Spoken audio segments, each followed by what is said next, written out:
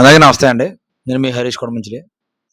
విషయం ఏంటంటే అండి, ఈరోజు అమలాపురంలో వైఎస్ఆర్ కాంగ్రెస్ పార్టీ చేపట్టిన కొన్ని కార్యక్రమాల్లో ఆంధ్రప్రదేశ్ రాష్ట్ర శాసనమండలి సభ్యులు బొమ్మి ఇజ్రాయేల్ గారు కొన్ని కార్యక్రమాలకు అటెండ్ అవ్వడం జరిగింది. అలా అటెండ్ అయిన దాంట్లో ఆయన కూటమి ప్రభుత్వంలో చేస్తున్నటువంటి కొన్ని తప్పులను ఎత్తి చూపించడం జరిగింది. దానికి బూడిద గుమ్మడికాయలు దొంగ ఎవడంటే భుజాలు తడుముకున్నట్టు కొంతమంది చోటమోట నాయకులు బొమ్మ ఇజ్రాయేల్ గారిని లాటరీ ఎమ్మెల్సీ అని, అదేవిధంగా తిరుపతికి వెళ్ళేటువంటి టిక్కెట్లు అమ్ముకున్నాడని కొన్ని అవాకులు చవాకులు పేలుతూ ఉన్నారు. వాళ్ళందరికీ సూటిగా చెప్పేది ఒకటే, ఏమండే లాటరీ ఎమ్మెల్సీ అని మీరు అంటున్నప్పుడు దానికి నేను మిమ్మల్ని సూటిగా ప్రశ్న అడుగుతాను.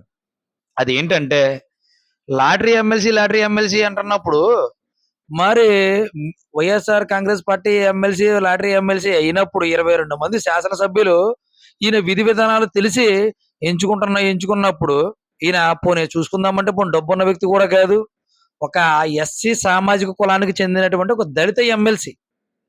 కాబట్టి ఆ విషయం పక్కన పెట్టుకుంటే లాటరీ ఎమ్మెల్సీ అన్నప్పుడు మరి కొణిదెల పవన్ కళ్యాణ్ గారు అన్నగారు కొణిదెల నాగబాబు గారు ఒకప్పుడు జబర్దస్త్ షోలో చేసుకునే ఆయన ఈరోజు మరి ఏ రకంగా ఎమ్మెల్సీ అయ్యాడండి ఆయన? మరి ఆయన ఏ రకమైన లాటరీ ఎమ్మెల్సీ?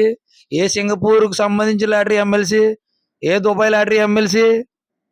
కాబట్టి ఒక వ్యక్తిని మనం అంటున్నప్పుడు మన వెనకాల ఏ రకంగా వ్యవహరిస్తున్నామో, మన వెనకాల ఏం జరుగుతుందో కూడా మనం ఆత్మ పరిశీలన చేసుకోవాలి.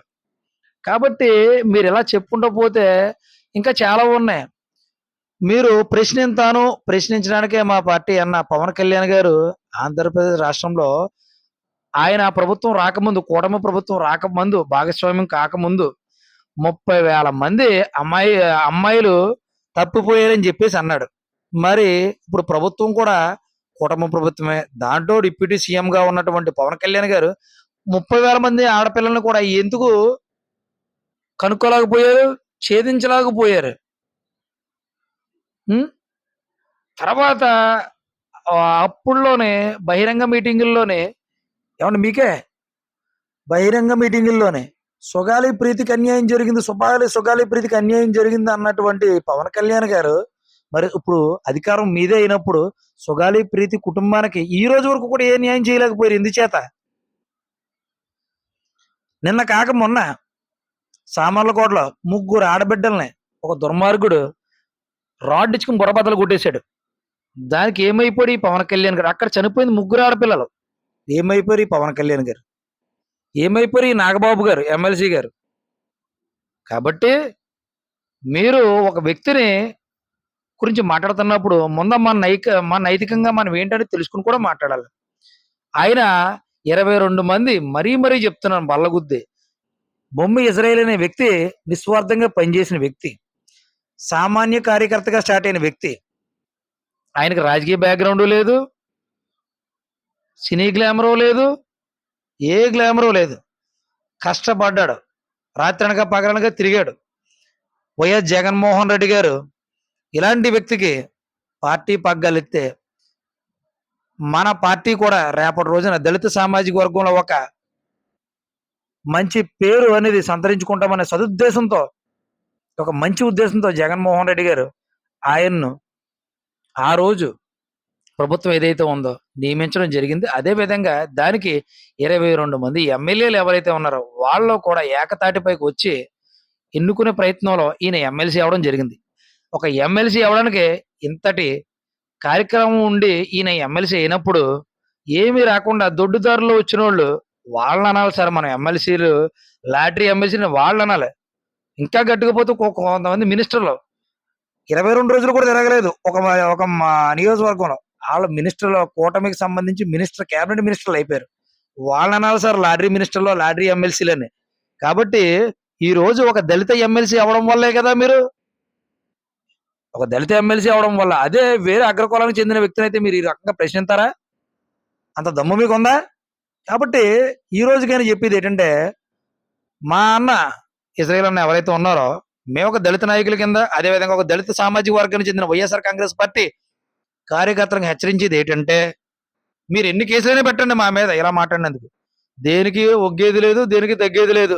దేనికి భయపడేది లేదు, భయపడేది కూడా లేదు. కాబట్టి మీరు ఎన్నైనా పెట్టుకోండి.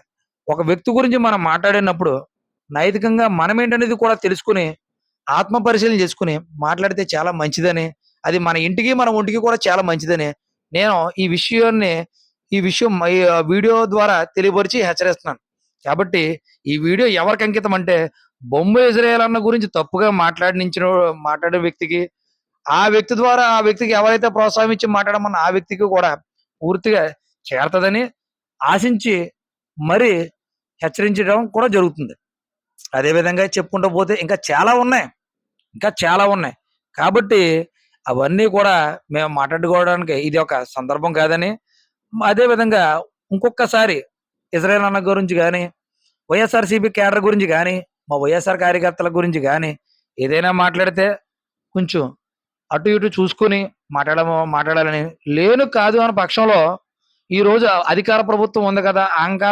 అహంకారంతో మనం ముందుకెళ్ళిపోదాం అనుకుంటే, రేపటి రోజున మీరు హిందువు అయితే భగవద్గీత, ముస్లిం అయితే ఖురాను, క్రిస్టియన్ అయితే బైబిల్. ఈ 3 గ్రంథాల్లో ఏం చెప్పినా ఒకటే చెప్పుద్ది కాబట్టి, రేపొద్దున్న మీ ఈ దేవుళ్ళందరూ కలిపి మీకు ఏ రకమైన మెజారిటీ ఇచ్చారో, అదే ప్రజలందరూ కలిపి అదే మెజారిటీ, అదే పగ్గాలు, అధికార పగ్గాలు మాకిచ్చినప్పుడు కూడా మీరిచ్చిన దానికి పదింతలు మేము చక్రవడ్డీ, భూచక్రవడ్డీ, బారు వడ్డీలు అన్ని వడ్డీలు కలిపి ఏది దాచుకునేది లేదు కాబట్టి, ప్రతీది కూడా తిరిగిచ్చేయాలన్న ఉద్దేశంతో కూడా మేము ఉంటామని తెలియబరుస్తూ, కాబట్టి ఎవరి గురించైనా మాట్లాడినప్పుడు అదే విధంగా మా దళితుల ఎమ్మెల్సీల గురించి గాని, మా దళిత ఎమ్మెల్యేల గురించి గాని, మా దళిత ప్రజాప్రతినిధుల గురించి ఏమైనా మాట్లాడినప్పుడు మంచి చెడ్డ అన్ని తెలుసుకొని మాట్లాడతారని చెప్పేసి తెలియజేస్తూ మరొక్కసారి హెచ్చరిస్తూ ఇక్కడితో సెలవు తీసుకుంటున్నాను.